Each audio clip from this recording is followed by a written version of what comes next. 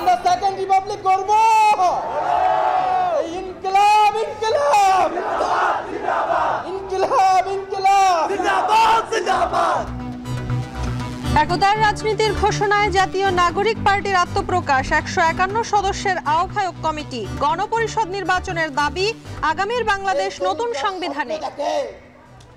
আগামীর বাংলাদেশ এক নতুন সংবিধানের মাধ্যমে পরিচালিত হবে। আমরা আজকের এই মঞ্চ থেকে শপথ করতে চাই যে বাংলাদেশকে আর কখনোই বিভাজিত করা যাবে না। বাংলাদেশে ভারতপন্থী পাকিস্তানপন্থী কোনো রাজনৈতিক ঠাঁই হবে না। তরুণদের নতুন দল জাতীয় নাগরিক পার্টিকে স্বাগত জানালো বিভিন্ন রাজনৈতিক দল। ইতিবাচক ভূমিকা রাখার প্রত্যাশা।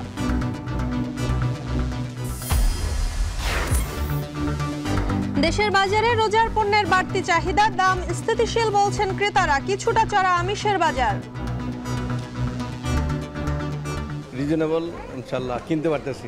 অন্য দিনের তুলনায় আজকে মাছ এবং মুরগি মাংস প্রচণ্ড দাম। পর্দা নামছে মাসব্যাপী অমর একুশে গ্রন্থমেলার শেষ দিনে ছুটি থাকায় ব্যাপক ক্রেতা সমাগম, বিক্রি বাড়ার আশা।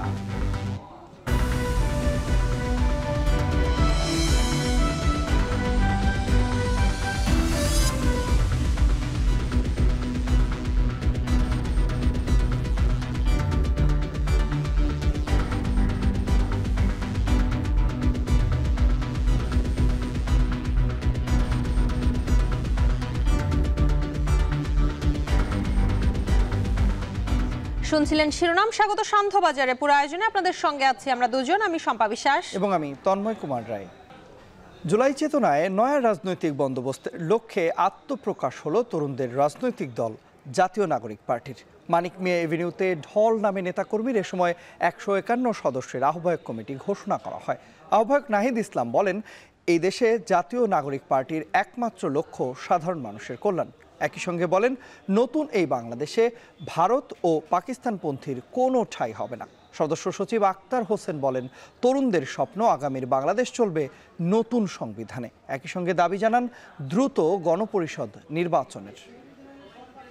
জুলাই 2024-এ ছাত্র জনতা বিপুল আত্মত্যাগের মাধ্যমে এক অভূতপূর্ব গণ অভ্যুত্থানের মধ্য দিয়ে দীর্ঘ 1.5 দশক ধরে জেঁকে বসা ফ্যাসিবাদী সরকারের পতন ঘটিয়েছে।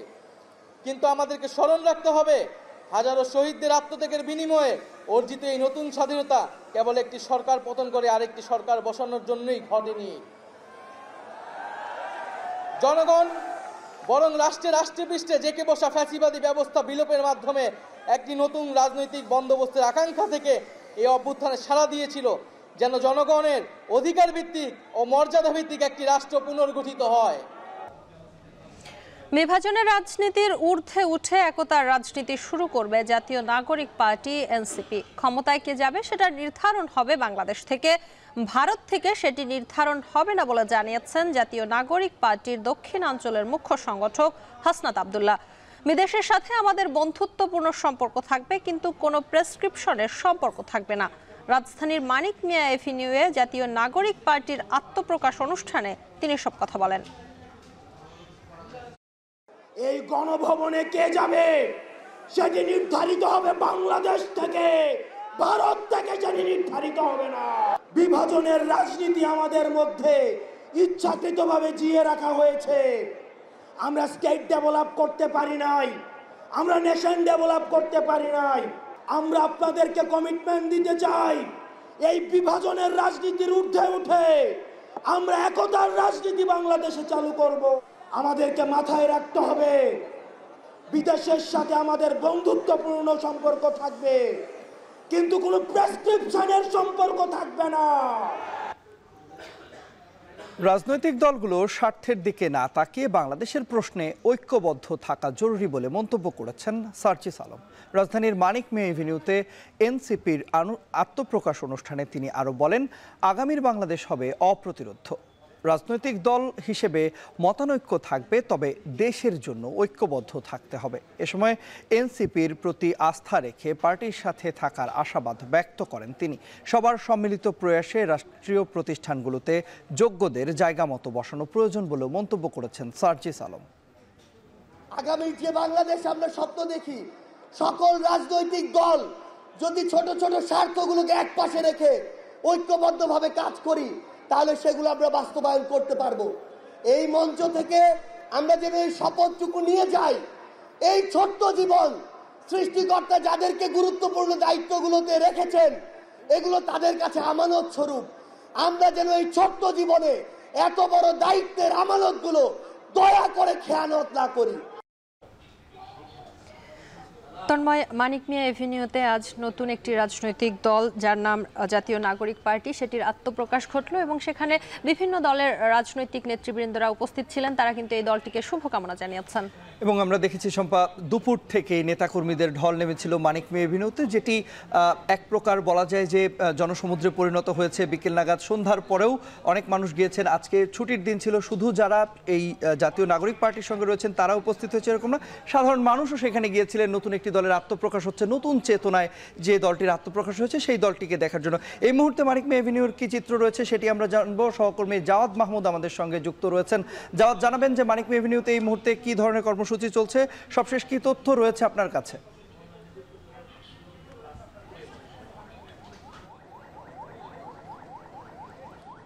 তন্ময়, আপনি যেটি বলছিলেন যে জাতীয় নাগরিক পার্টির যে আত্মপ্রকাশ সেটি কিছুক্ষণ আগেই হয়ে গিয়েছে, এবং এর হওয়ার পরে আমরা দেখছি যে এখানে যারা এসেছিলেন বিভিন্ন জেলা থেকে, ঢাকার বিভিন্ন অঞ্চল থেকে, তারা আসলে এখন ফিরে যাচ্ছেন এবং তাদের আজকের যে কর্মসূচি সেটি সফল করার উদ্দেশ্যে আমরা দেখেছি জুমার পর থেকে কিন্তু ধীরে ধীরে এখানে এসে জড়ো হতে থাকে এবং বিকাল নাগাদ যেমনটি বলছিলেন যে জনসমুদ্রে পরিণত হয়। এখানে আমরা দেখছি যে ঢাকা ছাড়াও ঢাকার বাইরে যে জেলাগুলো রয়েছে সেখান থেকে বিভিন্ন বেশ কয়েক জায়গা থেকে আর কি, দেশের বিভিন্ন অঞ্চল থেকে এখানে মানুষ এসেছেন। এর শুধুমাত্র সমর্থকরাই ছিলেন যে নতুন দলটির, তেমনটি নয়। এই সমর্থক ছাড়াও এর যারা শুভাকাঙ্ক্ষী রয়েছেন তারাও ছিলেন। এবং এই সবশেষ এই যে আজকে যে অনুষ্ঠান আত্মপ্রকাশ এই দলটির, সেটির সবশেষ হয় এর আহ্বায়ক নাহিদ ইসলাম, তিনি একটি ঘোষণাপত্র পাঠ করেন দলের। তার বক্তব্যের মধ্য দিয়ে এবং লিখিত যে বক্তব্যটি তিনি পড়েন সেটির মধ্য দিয়েই, এর মধ্য দিয়ে কিন্তু দেখেছি যে বাংলাদেশে একটি যে রাজনীতিক যে নতুন বন্দোবস্তের কথা বলা হচ্ছিল, সেটির একটি যে আকাঙ্ক্ষার কথা, সেটি যেমন মানুষের মধ্যে একটি আশার সঞ্চার তৈরি করেছেন। এবং এখানে যারা এসেছেন তারা এখনও এখানে অনেকেই অবস্থান করছেন বা নিজেদের মধ্যে কুশলাদি বিনিময় করছেন এবং তারা বলছেন যে আগামী দিনের যে রাজনীতিটি হবে সেটি যাতে কোনো ধরনের বিভাজনের রাজনীতি না হয়। এবং এই যে বাংলাদেশে বলা হচ্ছিল যে স্বাধীনতার পরবর্তী সময়ে যে বিভাজনের রাজনীতি চলছিল বা বিভিন্ন ধরনের ট্যাগ দিয়ে রাজনৈতিক বিভাজন তৈরি করা হয়েছিল, এই তরুণরা এই সকল ধরনের বিভাজন তাদের মাধ্যমেই বিলোপ হবে এবং তার একটা জাতীয় ঐক্যের কথা বলছিলেন।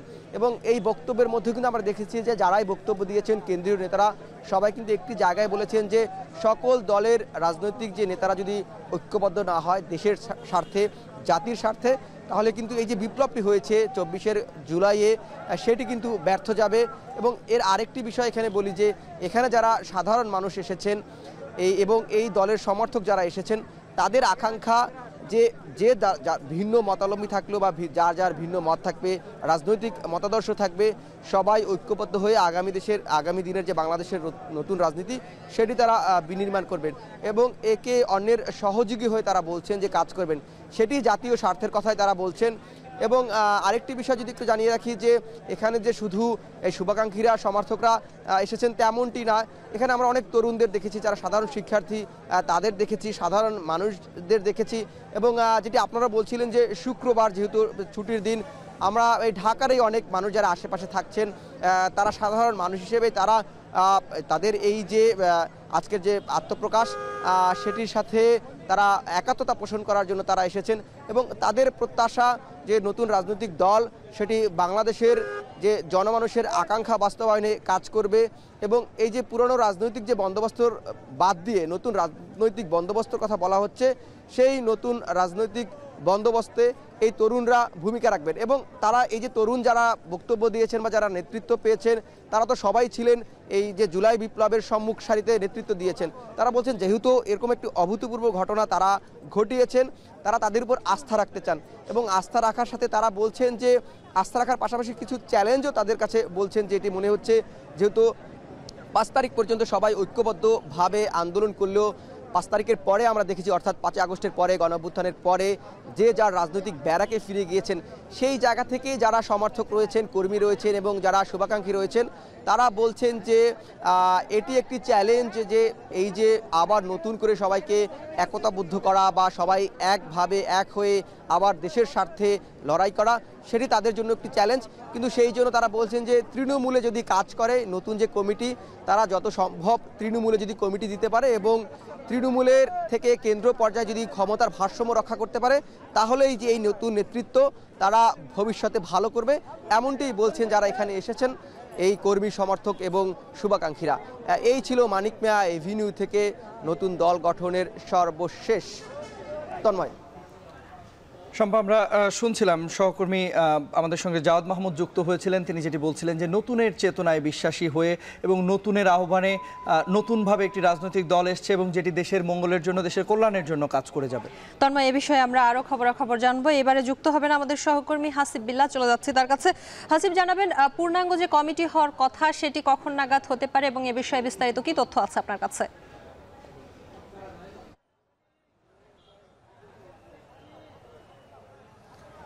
শম্পা, ইতিমধ্যে আমরা গতকাল পর্যন্ত দেখেছি যে শীর্ষ 6 জনের নাম আমরা জানতে পেরেছিলাম, আহ্বায়ক, সদস্য সচিব এবং মুখ্য সংগঠক এবং সমন্বয়কারী।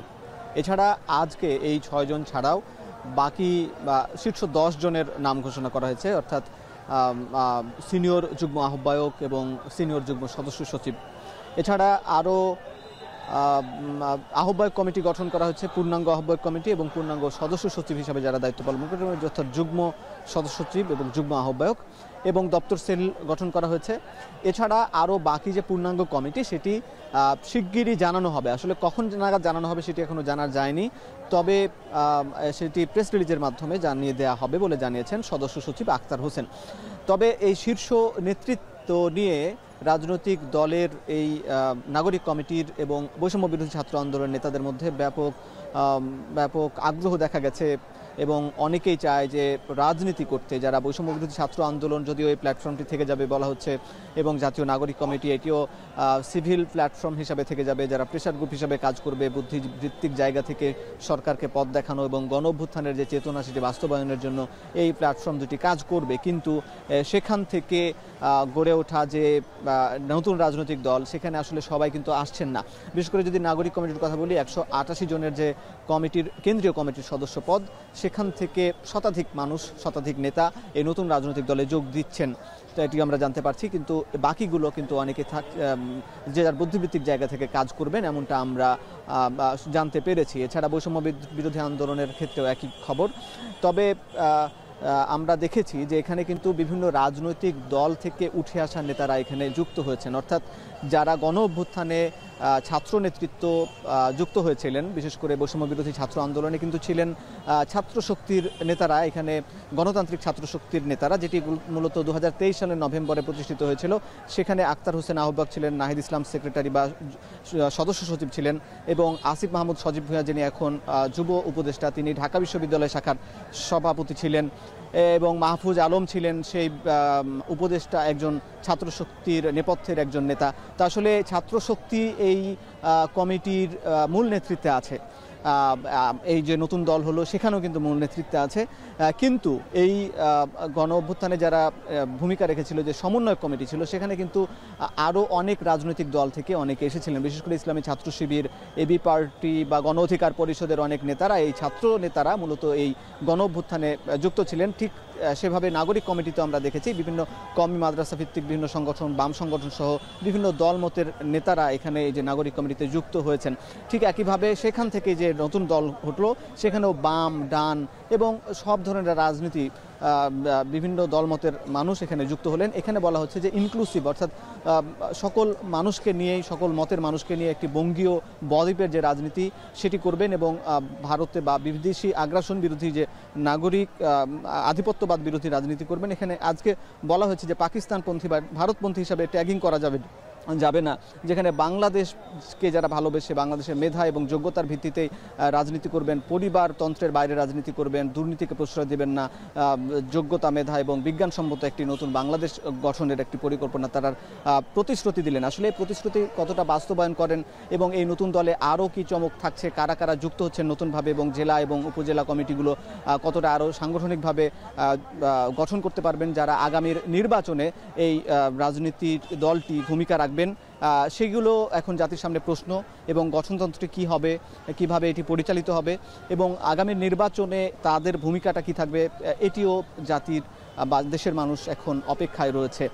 তবে জানি রাখি যে গণঅভ্যুত্থান বাংলাদেশে 3টি হয়েছে, কিন্তু এই গণঅভ্যুত্থান শেষ, এরপরে একটি নতুন রাজনৈতিক আত্মপ্রকাশ হলো, এটি এখন দেখার বিষয়। এই ছিল শম্পা এই মানিক মিয়া এভিনিউ থেকে এই নতুন দলের কার্যক্রম বা আত্মপ্রকাশ পরবর্তী খবর। তন্ময়, জুলাই চেতনায় উদ্বুদ্ধ হয়ে জাতীয় নাগরিক পার্টির আজ আত্মপ্রকাশ ঘটল এবং সেই খবরাখবর আমাদেরকে জানাচ্ছিলেন সহকর্মী হাসিবুল্লাহ। এবং সম্পা, আমরা যেটি বলছিলাম এবং সহকর্মীদের মাধ্যমে যে তথ্যগুলো জানছিলাম, মূলত জুলাইয়ের চেতনায় নিজেদেরকে নতুনভাবে তুলে ধরতে বা এই চেতনাকে ধারণ করে দেশের জন্য কল্যাণকর কাজ করার প্রত্যয়ে আজ যে নতুন রাজনৈতিক দলটির আত্মপ্রকাশ হয়েছে, সেখানে আমরা দেখেছি সারা দেশ থেকে অসংখ্য তরুণ নেতাকর্মীদের ঢল নেমেছিল। এবং তন্ময়, সেই আত্মপ্রকাশের যে অনুষ্ঠান, সেখানে কিন্তু যারা জুলাই আন্দোলনে আহত এবং নিহত হয়েছেন তাদের পরিবার পরিজন এই ঐতিহাসিক মুহূর্তের সাক্ষী হওয়ার জন্য উপস্থিত ছিলেন। তারা প্রত্যেকেই আশা প্রকাশ করেছেন যে নতুন বাংলাদেশে আর কোনো ধরনের বৈষম্য তারা দেখবেন না। এ নিয়ে আমাদের হাতে প্রতিবেদন রয়েছে সহকর্মী জাওয়াদ মাহমুদের, আমরা দেখে আসবো সেটি।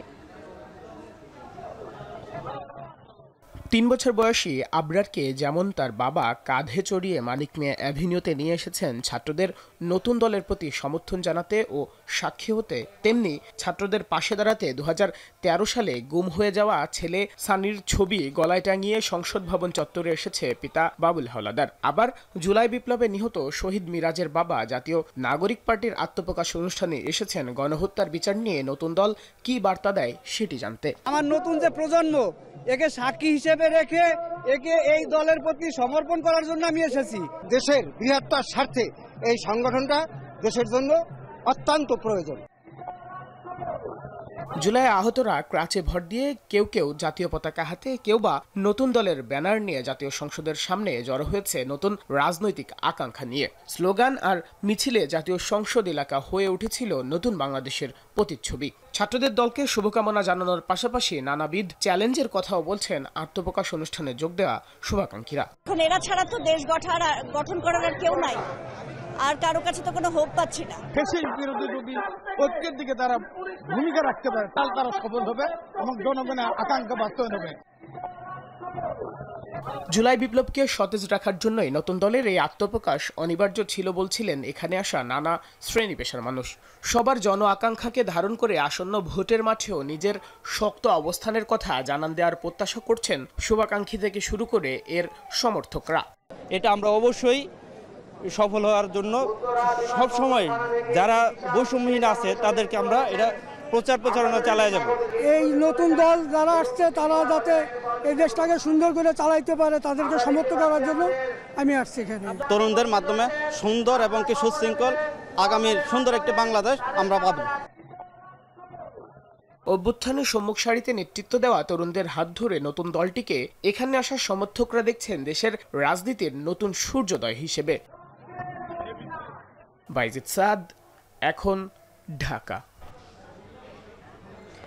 নতুন রাজনৈতিক দল জাতীয় নাগরিক পার্টির আত্মপ্রকাশ অনুষ্ঠানে যোগ দেন দেশের বিভিন্ন রাজনৈতিক দলের নেতাকর্মীরা। বিকেলে মানিক মিয়া এভিনিউতে নতুন দলের জন্য শুভকামনা জানান বিএনপির সিনিয়র যুগ্ম মহাসচিব রুহুল কবির রিজভী এবং যুগ্ম মহাসচিব শহীদ উদ্দিন চৌধুরী আনি।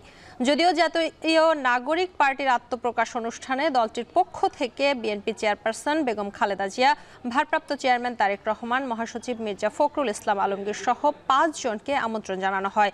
আর জামায়াতে ইসলামীর সেক্রেটারি জেনারেল মিয়া গোলাম পরোয়ার অনুষ্ঠানস্থলে যোগ দিয়ে আশা প্রকাশ করে বলেন, নতুন বাংলাদেশে ইতিবাচক ভূমিকা রাখবে জাতীয় নাগরিক পার্টি। এছাড়া নাগরিক ঐক্যের সভাপতি মাহমুদুর রহমান মান্না, গণসংহতি আন্দোলনের প্রধান সমন্বয়কারী জুনায়েদ সাকি, বাংলাদেশ খেলাফত মজলিসের জেনারেল সেক্রেটারি মাওলানা জালাল উদ্দিন আহমেদ সহ বেশ কয়েকটি দলের শীর্ষ নেতারা উপস্থিত ছিলেন।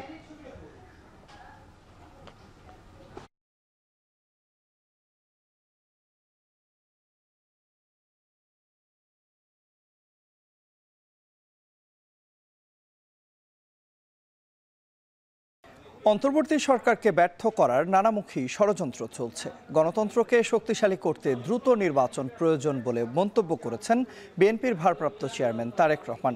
বিকেলে চট্টগ্রামের JM সেন হলে আয়োজিত জন্মাষ্টমী উদযাপন কমিটির দ্বিবার্ষিক সম্মেলনে ভার্চুয়ালি যুক্ত হয়ে কথা বলেন তিনি।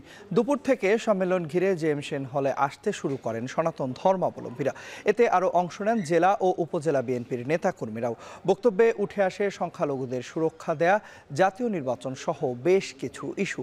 পরে ভার্চুয়ালি যুক্ত হয়ে তারেক রহমান বলেন, জনগণের ভোটে নির্বাচিত সরকার গঠন না হওয়া পর্যন্ত গণতন্ত্র ঝুঁকিমুক্ত নয়। একটি নিরাপদ বাংলাদেশ গড়তে আগামীর জাতীয় নির্বাচন একটি বিরাট সূচক। আগামী নির্বাচনে পুরো দেশের জন্য খুবই গুরুত্বপূর্ণ। সবার নিরাপত্তা নিশ্চিতে আইনের শাসন প্রতিষ্ঠার বিকল্প নেই বলেও জানান তিনি। সংখ্যালঘু কিংবা সংখ্যাগুরু, দল মত, ধর্ম, বর্ণ নির্বিশেষে প্রতিটি নাগরিকের নিরাপত্তার জন্য রাষ্ট্রে আইনের শাসন প্রতিষ্ঠার কোনোই বিকল্প নেই। একটি নিরাপদ বাংলাদেশ গড়ার জন্য আমাদের সবার সামনে আগামী জাতীয় নির্বাচন একটি বিরাট বড় সুযোগ। এই সুযোগকে কাজে লাগিয়ে ধর্ম, বর্ণ নির্বিশেষে সকলের জন্য একটি নিরাপদ গণতান্ত্রিক দেশ গড়ার জন্য বিএনপি আপনাদের সমর্থন এবং সহযোগিতা চায়। দেখছেন শান্তবাজার। পর্দা নামছে অমর একুশে বইমেলার শেষ দিনের খবর জানাতে এই মুহূর্তে যুক্ত হচ্ছে সহকর্মী তানজিলা খান মিম। মিম, শেষ দিন মেলায় ভিড় কেমন দেখছেন, সেই সঙ্গে জানাবেন কি পরিমাণ বই বিক্রি হলো এবং প্রকাশকরা কতটা সন্তুষ্ট?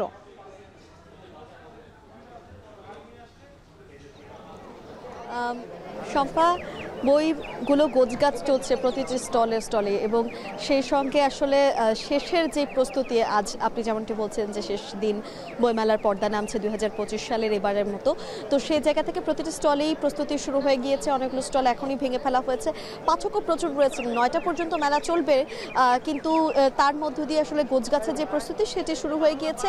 ছুটির দিন হওয়াতে আসলে সকাল 11টা থেকে মেলা খুলে দেওয়া হয়েছিল।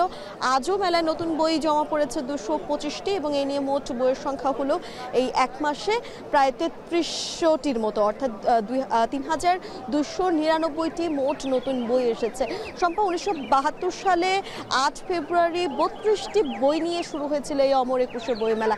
সেই বইমেলা আজ ধীরে ধীরে এতটাই বড় হয়ে উঠেছে যেখানে আসলে নতুন বইয়ের সংখ্যায় পুরো মাসে প্রায় 3299, অর্থাৎ আপনি এই যে এতগুলো বছর চলে গিয়েছে সেই মাঝখানে যে পরিবর্তনগুলো, সেই পরিবর্তনগুলো নিশ্চয়ই অনুভব করতে পারছে একই সঙ্গে পাঠকরাও। বইয়ের প্রতি পাঠকদের যে প্রেম, যেই একটা আবেগ কিংবা এই যে বইয়ের প্রতি পাঠকদের ভালোবাসা, সেই পুরোটাই কিন্তু যোগসূত্র এই বইমেলার মধ্য দিয়ে।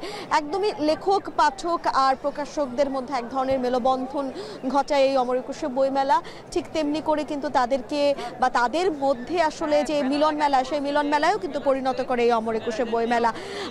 প্রকাশকদের সন্তুষ্টির কথা জানতে চাচ্ছিলেন, তবে তারা আসলে শেষ দিন সেই জায়গা থেকে বলছিল যে অমর একুশে বইমেলা নিয়ে একটু দুশ্চিন্তার মধ্যে তারা ছিলেন শুরু করার আগে, যেহেতু একটা অস্থির সময়ের মধ্য দিয়ে পুরো দেশ যাচ্ছে, সেই জায়গা থেকে কতটুকু আসলে নিরাপত্তা থাকবে এই বইমেলা আয়োজন করার সময় তাদের এটি নিয়ে একটু ভয় ছিল। সেই জায়গা থেকে তারা বলছিলেন একটি বিচ্ছিন্ন ঘটনা বাদে কিন্তু বইমেলা পুরোপুরি সুষ্ঠুভাবেই শুরু হয়েছিল এবং সুষ্ঠুভাবেই শেষ হচ্ছে, সেটি নিয়ে তারা আসলে আইনশৃঙ্খলা বাহিনীদের কাছেও বিশেষভাবে কৃতজ্ঞতা প্রকাশ করেছেন, একই সঙ্গে বাংলা একাডেমির প্রতিও। তবে প্রকাশকদের কিছু ছোট ছোট অভিযোগ ছিল, সেই অভিযোগগুলো আমলে নিয়ে আগামী বছরের যে অমর একুশে বইমেলার আয়োজন করা হবে, সেই বইমেলা যেন একদমই পাঠকের মন মতো হয় বা পাঠকদের যে ছোট ছোট অভিযোগগুলো রয়েছে সেগুলোও যেন আর না থাকে, বইমেলায় শুধুমাত্র বইয়ের টানেই যেন পাঠক ফিরে আসেন, সেই প্রত্যাশাটাই কিন্তু আসলে লেখক, প্রকাশক এবং পাঠকরাও করছেন।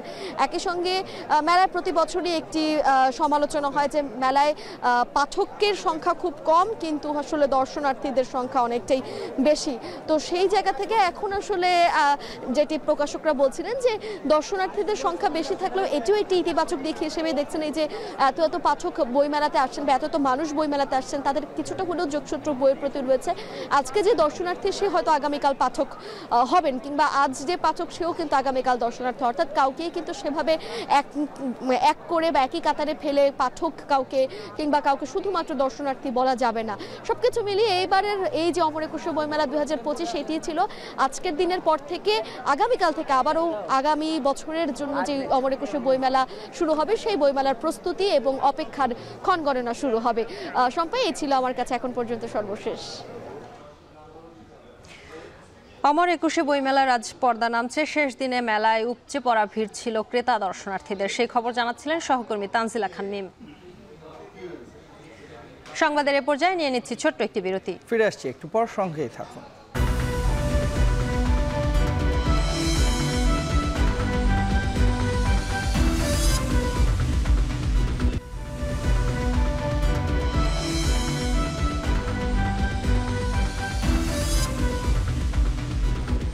ফিরে এলাম বিরতির পর। আপনারা দেখছেন শান্তবাজার। রমজান শুরুর আগে শেষ সাপ্তাহিক ছুটির দিনে ক্রেতাদের ভিড় বাড়ে রাজধানীর বাজারগুলোতে। তারা জানিয়েছেন আগের বছরের চেয়ে স্থিতিশীল রোজার জরুরি পণ্যের বাজার দর, তবে কিছুটা বাড়তি আমিষের বাজার। আরও জানাচ্ছেন সিউল আহমেদ। দরজায় কড়া নাড়ছে মাহে রমজান, তার আগে শেষ সাপ্তাহিক ছুটির দিন। রাজধানীর বাজারগুলোতে তাই ক্রেতাদের ভিড় অন্য যে কোনো দিনের চেয়ে বেশি। মাসের শেষে পকেটে টান থাকলেও রমজানের কেনাকাটা করতে বাজারে বেশিরভাগ ক্রেতা। অন্যান্য যে কোনো দিনের চেয়ে বাজারে রোজার পণ্য হিসাবে পরিচিত ছোলা, বুট, বেসন, চিনি, পেঁয়াজ, আলুসহ জরুরি পণ্যের চাহিদাই সবচেয়ে বেশি। ক্রেতারা বলছেন বিগত বছরগুলোর তুলনায় রমজানের পণ্য ক্রয় করে খুশি তারা, কারণ দাম নাগালের মধ্যেই। আমি আজকে যেমন পেঁয়াজ নিলাম 40 থেকে 42 টাকা করে কেজি, আলু বলেন অন্যান্য জিনিস বলে বেগুন বলেন ওইভাবে দাম বাড়েনি আর কি। এর আগে যেভাবে প্রত্যেক বছর রমজান আগে যে হারে দাম বাড়তো ওইভাবে দামটা বাড়েনি। অন্য রমজানে দেখছি যে হুট করে অনেক দাম বাড়ে যেত, কিন্তু এবার ওইভাবে বাড়ে নাই। আগে যে দামটা ছিল এটা এখনো আছে। টলার দাম ঠিক আছে, লেবুর দামটা বেশি, অন্যান্য দামগুলো ঠিক আছে। এদিকে বিক্রেতারা বলছেন বাজারে পণ্য সরবরাহ ও দাম স্থিতিশীল আছে। আগের দামেই বিক্রি হচ্ছে চিনি, ছোলা, বুট, বেসন সহ অন্যান্য পণ্য। তবে বাজারে রয়েছে সয়াবিন তেলের সংকট। দাম সবকিছু আগের দামে আছে, দাম কমে আছে। সোলার কেজি বেশি 110 টাকা, আর ডাব্লিউ হচ্ছে 70 টাকা কেজি, চিনি 120 টাকা, আর বেসন বুটেরটা 130 টাকা বিক্রি করি, আর হ্যাঙ্কারেরটা 80 টাকা। আর বাজারে তেলটাই শুধু নাই, আর সব কিছুর দাম আগেরটাই আছে, আর সব কিছুই পাওয়া যাইতেছে। এগুলো সব কিছু রেটই ঠিক আছে, রেট গত বছর তুলনা অনেক কম আছে, শুধু হয়রানি হয় তেল লইয়া। বাজারে পণ্যের দাম বাড়ার মধ্যে শুধু তেলের একটু ক্রাইসিস, আর সবগুলো মোটামুটি ভালো আছে। আগে যেমন ছোলা 120 টাকা ছিল, এখনো সেম 120 টাকা আছে, 110 টাকা আছে এরকম। না চিনি আগেও ছিল এই দাম 120 টাকা কেজি, এখনো 120 টাকা। এদিকে মাংস ও সবজির বাজারে কিছুটা বেড়েছে। পেঁয়াজ কেজি প্রতি বেড়েছে 2 টাকা। আর সামাজিক অনুষ্ঠান বৃদ্ধির ফলে কিছুটা বেড়েছে খাসির মাংসের দাম, তবে অপরিবর্তিত রয়েছে গরুর মাংসের দাম। এই খাসির মাংসের দাম আপনি কোনো সব জায়গায় চাহিদা আছে, সবাই বিদেশ করে না, 1.5 গ্রাম বিয়া শাদী সব খাসির চাহিদাই বেশি।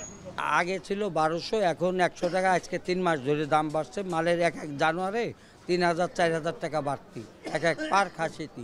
মালের কোনো অভাব নাই, এখন ভরপুর মাল, এখন মালের অভাব নাই। একবারে কোরবানোর জন্য যাবে পেঁয়াজে, আসল যে পেঁয়াজ দানার পেঁয়াজ এটা উঠবে 2-1 দিন মেরে। হালকা কিছু বাড়ছে, বেগুনের দাম একটু হালকা বাড়ছে, বেশি বাড়ে নাই। কাঁচামরিচ 50-60 টাকা রোজার আগে বিক্রি করছে, আজকেও বিক্রি করবে। টমেটোর দাম একটু বাড়ছে। বাজার স্থিতিশীল রাখতে সরকারের পক্ষ থেকে বাজার তদারকির দাবি জানান ক্রেতারা। বাজারটা নিয়ন্ত্রণ করার জন্য সরকার অবশ্যই মনিটর করা উচিত, যেন সমস্ত দোকানগুলি চেক করা হচ্ছে কন্টিনিউ, যেন ঠিক মতন কাস্টমাররা পাচ্ছে কি না। গভর্নমেন্ট থেকে ডিরেক্ট তদারকি করে আমার মনে হয় এটা ভালো। কারণ হচ্ছে কি যে ওনাদের মধ্যে তো কোনো পলিটিক্যাল বা অন্য কোনো কিছু প্রেশার নাই, তাহলে এটা মানুষের জন্য যদি উনি ভালো কিছু করে আসলে এটা আমাদের জন্যই ভালো হবে। অন্যদিকে বাজার ঘুরে দেখা গেছে এক সপ্তাহের ব্যবধানে ব্রয়লার ও সোনালী মুরগির দাম বাজার ভেদে কেজিতে 10 থেকে 20 টাকা বেড়েছে। সিউল আহমেদ, এখন, ঢাকা। দেশের সবচেয়ে মজবুত আরএফএল ল্যাডার, যা 6061 গ্রেড অ্যালুমিনিয়ামে তৈরি। শক্তিশালী এমএস ক্রসবার নিশ্চিত করে সর্বোচ্চ নিরাপত্তা। RFL ladder. এদিকে রাজধানীর বাইরেও বেশিরভাগ স্থানে স্থিতিশীল সবজির বাজার, তবে কোথাও কোথাও মাছের সরবরাহ কমায় বেড়েছে দাম। একই সঙ্গে কিছুটা চড়া মাংসের বাজার। বিস্তারিত দেখুন প্রতিবেদনে। সাপ্তাহিক ছুটির দিন, তার উপর রোজার আগের কেনাকাটা, সব মিলিয়ে বাজারে উপচে পড়া ক্রেতা সমাগম। কেনাবেচায় জমজমাট সারা দেশের বাজার। চট্টগ্রামের 2 নম্বর গেট কর্ণফুলী বাজারে অপরিবর্তিত অধিকাংশ কাঁচা পণ্যের দাম। মানভেদে আলু প্রতি কেজি বিক্রি হচ্ছে 25 টাকা পর্যন্ত। বাঁধাকপি, ফুলকপি, মূলা, শিম, টমেটো সহ শীতকালীন সব সবজি বিক্রি হচ্ছে 20 থেকে 40 টাকার মধ্যে। তবে গত সপ্তাহের তুলনায় কিছুটা বেড়েছে বেগুন, শসা ও লেবুর দাম। ব্রয়লার মুরগি বিক্রি হচ্ছে প্রতি কেজি 190 থেকে 195 টাকায়, আর গরু মিলছে 800 টাকায়। তবে মাছের দাম নিয়ে মিশ্র প্রতিক্রিয়া ক্রেতাদের মাঝে। মাছের দাম বেশি, কিন্তু কিছুটা না, বেশি বাড়ছে। আজকে রুই মাছ নিয়েছি 350 টাকা, নিয়েছি 260 টাকা, 70 টাকা। আজকে মুরগির দাম থাকছে 320 টাকা, 300 টাকা। সিলেটে রমজানের আগ মুহূর্তে সবজির দাম অনেকটাই স্থিতিশীল। কিছু সবজির দাম কিছুটা বাড়লেও মোটা তাগে দাম বাড়েনি আলু, পেঁয়াজ, কাঁচামরিচ, ধনেপাতার দাম। তবে লেবু ও শসা বিক্রি হচ্ছে চড়া দামে। সপ্তাহ ব্যবধানে 15 থেকে 20 টাকা বেড়ে শসা বিক্রি হচ্ছে 55 থেকে 60 টাকায়। তবে সপ্তাহ ব্যবধানে সব ধরনের মাছের দাম 20 থেকে 50 টাকা পর্যন্ত বেড়েছে। ব্যবসায়ীরা বলছেন মাছের সরবরাহ কমায় দাম বাড়তি। কোনো মাছ 10 টাকা 20 টাকা বাড়ছে, আমদানি কম, এর লাগে কেজি থেকে দরকার 20 টাকা 25 টাকা বেশি, আর রমজান মাসে 20-25 টাকা কমবো। মোটামুটি দাম একটু বেশি থাকবো, তো 50 টাকা 100 টাকা পারবো। লেবু, শসা, গাজর দাম বাড়ে গেছে। টমেটো, পাতাকপি তা ঠিক আছে। ছোটজি লেবু পার পিস 15 টাকা হয়ে গেছে এই রমজানের কারণে। আমরা সাধারণ মানুষ লেবুর দাম আগে থেকে গড় ধরতে পারি গেছে, আমরা কিলান খাইতাম, রোজার নাই। সাপ্তাহিক ছুটির দিনে বরিশালের মাছের বাজার বেশ জমজমাট। নগরীর পোর্ট রোড মাছ বাজারে সকাল থেকে বেশ ভিড়। ক্রেতারা জানেন মাছের দাম গত সপ্তাহের তুলনায় বেশি। আকার ভেদে প্রতি কেজি ইলিশের দাম বেড়েছে 100 থেকে 200 টাকা পর্যন্ত। অন্য মাছে প্রতি কেজিতে দাম বেড়েছে 10 থেকে 50 টাকা। তবে সাগরের মাছের দাম দেশি মাছের তুলনায় কম। বাংলাদেশের 90% উপরে মুসলমান, যে সবার একটু সহানুভূতি থাকা উচিত, কিন্তু রমজান আসার আগেই প্রত্যেকটা জিনিসের দাম হু করে বেড়ে যাচ্ছে। গতকালকের যদি দাম ধরা হইতো তাহলে সব মিলে 4000 টাকা যাইতো, আজকে 1000 টাকা বেশি। তবে ক্রেতাদের সংখ্যা নিয়মিত বাজার মনিটরিং না করা হলে রমজানে বেকায়দায় পড়তে পারেন তারা। শোভন মাহমুদ খান, এখন। দেখছেন শান্ত বাজার।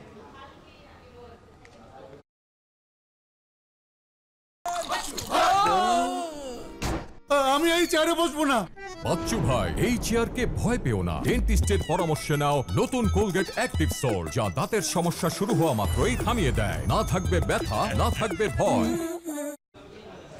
আমদানির দিকে ঝুঁকতে নিজস্ব গ্যাস উত্তোলন করেনি আওয়ামী লীগ সরকার। দেশীয় কোম্পানি বাপেক্সকে বসিয়ে রেখে কূপ খননের কাজ দেয়া হয়েছে বিদেশি কোম্পানিকে। এবার 2 বছরে 150 গ্যাস কূপ খননের উদ্যোগ নিয়েছে পেট্রোবাংলা। পরিকল্পনা নেওয়া হয়েছে খনন যন্ত্রাংশ কেনার। তবে আধুনিক যন্ত্রাংশ কেনার বিকল্প নেই বলে মত জ্বালানি বিশেষজ্ঞদের। আর জানাচ্ছেন মাঝার মাহবুব। দেশে 15টি গ্যাস ক্ষেত্রের 73টি কূপ উৎপাদনে রয়েছে। 3টি নিজস্ব কোম্পানি খনি থেকে দৈনিক গড়ে উত্তোলন করছে 750 মিলিয়ন ঘনফুট গ্যাস। বিপরীতে বিদেশি কোম্পানি শেভরন একাই উত্তোলন করছে 1150 মিলিয়ন ঘনফুট। বাকি 750 মিলিয়ন এলএনজি মিলে মোট সক্ষমতা 2650 মিলিয়নের কিছু বেশি। গড় ঘাটতি প্রায় 1500 মিলিয়ন ঘনফুট গ্যাস। পেট্রোবাংলা বলছে গ্যাস উত্তোলন বাড়াতে ওয়ার্কওভার, উন্নয়ন ও অনুসন্ধান মিলে এবছর তারা কূপ খনন করবে 51টি, আর আগামী বছর আরও 100টি কূপ বাড়ানোর পরিকল্পনা রয়েছে। খননে গতি আনতে বাড়ানো হচ্ছে বাপেক্সের সক্ষমতা। দেশীয় বড় কোম্পানিটি সিলেটের জকিগঞ্জে মাত্র 75 কোটি টাকা ব্যয়ে 28তম গ্যাস ক্ষেত্র আবিষ্কার করলেও 180 কোটি টাকা খরচ করে ভোলায় 29তম গ্যাস কূপ খনন করা হয়েছে রাশিয়ান কোম্পানি গ্যাসপ্রমকে দিয়ে। এদিকে বাপেক্সের সক্ষমতা ঠেকে আছে মাত্র 113 মিলিয়ন ঘনফুটে। প্রতিষ্ঠানটির 5টি রিগের মধ্যে প্রতিষ্ঠাকালীন সময় কেনা একটি ব্যবহারের অযোগ্য, আর বাকি 4টির মধ্যে একটি দুর্বল। কর্মক্ষম 3টি রিগের একটি ব্যবহারই করেনি আওয়ামী লীগ সরকার। পেট্রোবাংলা বলছে বাপেক্সের সক্ষমতা বাড়াতে আগামী 1 বছরের মধ্যে ভারী ও মাঝারি সক্ষমতার আরও 2টা রিগ কিনবে তারা। আমাদের রিগের সংখ্যা 6টা হবে। আমরা আরও 5 থেকে 7টা কূপ আমরা 26 থেকে ওয়ার্ক ওভারের জন্য এই বছর নিয়ে আসছি। আমাদের এই প্রকল্পটা সবুজ তালিকাভুক্ত হলো, তার মানে আমরা আরেকটা রিগ খুব অচিরেই, আপনি ধরতে পারেন যে উইদিন 4-5 মান্থস আমরা আশা করি কিনে ফেলতে পারবো। জ্বালানি বিশেষজ্ঞরা বলছেন সংকট মেটাতে গ্যাস উত্তোলনের সক্ষমতা বাড়ানোর বিকল্প নেই। তবে বিদেশি কোম্পানিগুলোর সঙ্গে প্রতিযোগিতায় টিকতে হলে গভীর কূপ খনন সক্ষমতার রিগ কেনার বিকল্প নেই বলেও মনে করেন তারা। 2000 হর্স পাওয়ারের বিজয় 10 রিগ, সেটা এখন যে জামালপুরে গেছে, সেটা 3113 মিটারে যে স্টাক পাইপ করছে। স্টাক পাইপ করার পর পাইপ ছুটাইতে পারে নাই, তারা 100 মিটার পাইপ কেটে উপরে চলে আসছে। স্টাক পাইপ হলে রিজার্ভারটা নষ্ট হয়ে যায় এবং ওই কূপ দিয়ে গ্যাস উত্তোলন হয় না। যেমন সিলেট 10-এ স্টাক পাইপ হয়েছে, সিলেট 9-এ স্টাক পাইপ হয়েছে, ঠিক আছে। এখন যেটা আমাদের একটু পাওয়ারফুল রিগ প্রয়োজন। গ্যাসের সংকট মেটাতে 2018 সালে এলএনজি আমদানিতে বড় চুক্তিতে যায় আওয়ামী লীগ সরকার। ফলে 2021 সালে 6 বছরে 46টি কূপ খননের পরিকল্পনা নেওয়া হলেও 5 আগস্টের আগ পর্যন্ত খনন করা হয়েছে মাত্র 9টি। জাতীয় গ্রিডে গ্যাস যুক্ত হয়েছে লক্ষ্যমাত্রার 9%, ঘাটতি মিটেছে মাত্র 1.5%। মাঝার মাহবুব, এখন ঢাকা। সময় হলো আরেকটা বিরতিতে যাবার, ফিরছি একটু পর।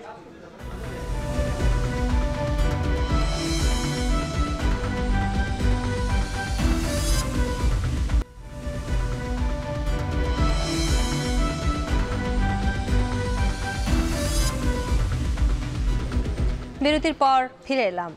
দেখছেন শান্তবাজার। ঐকমত্য ছাড়াই শেষ হলো 20টি দেশের অর্থনৈতিক জোট G20-র অর্থমন্ত্রীদের বৈঠক। আয়োজক দক্ষিণ আফ্রিকা জানায় অনেক দেশ আলোচনা থেকে নিজেদের সরিয়ে নেয় বিশ্ব অর্থনীতির অনেক ইস্যুতে ঐকমত্যে পৌঁছানো যায়নি। জলবায়ুতে বিনিয়োগ নিয়েও তেমন কোনো সাড়া মেলেনি বৈঠকে। কেপটাউনে অনুষ্ঠিত 2 দিনব্যাপী বৈঠকে অংশ নেয়নি যুক্তরাষ্ট্র, ভারত, চীন আর জাপানের অর্থমন্ত্রীরা।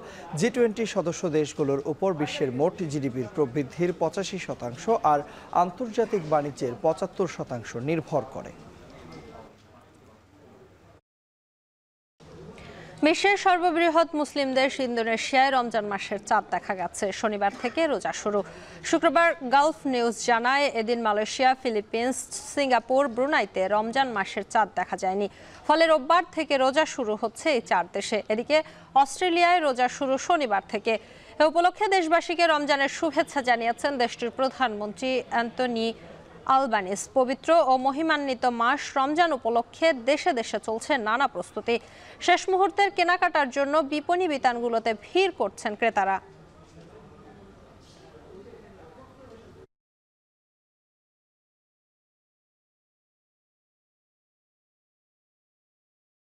এরই মধ্য দিয়ে চলে এলাম শান্তবাজারের আয়োজনের একেবারে শেষ প্রান্তে। তবে যাবার আগে শিরোনামগুলো জানিয়ে দিব আরো একবার। আমরা কি সবাই প্রতিজ্ঞা করছি আমরা সেকেন্ড রিপাবলিক করব? ইনকিলাব ইনকিলাব ইনকিলাব ইনকিলাব জিন্দাবাদ জিন্দাবাদ। একতার রাজনীতির মূল মন্ত্রে জাতীয় নাগরিক পার্টির আত্মপ্রকাশ। নতুন সংবিধানে দেশ চালানোর অঙ্গীকার, কোনো বিদেশপন্থীরই ঠাঁই হবে না দেশে।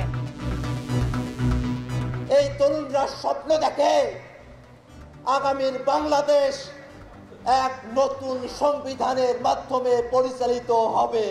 আমরা আজকের এই মঞ্চ থেকে শপথ করতে চাই যে বাংলাদেশকে আর কখনোই বিভাজিত করা যাবে না।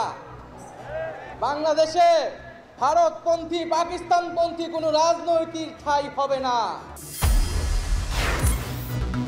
জুলাই চেতনায় তরুণদের নতুন দল জাতীয় নাগরিক পার্টিকে স্বাগত জানালো বিভিন্ন রাজনৈতিক দল, ইতিবাচক ভূমিকা রাখার প্রত্যাশা। দেশের বাজারে রোজার পণ্যের বাড়তি চাহিদা, দাম স্থিতিশীল বলছেন ক্রেতারা। কিছুটা চড়া আমিষের বাজার। রিজনেবল ইনশাল্লাহ কিনতে পারতেছি। অন্য দিনের তুলনায় আজকে মাছ এবং মুরগি মাংস প্রচণ্ড দাম। এবং পর্দা নামছে মাসব্যাপী ২১শে গ্রন্থমেলার শেষ দিনে ছুটি থাকায় ব্যাপক ক্রেতা সমাগম, বিক্রি বাড়ার আশা।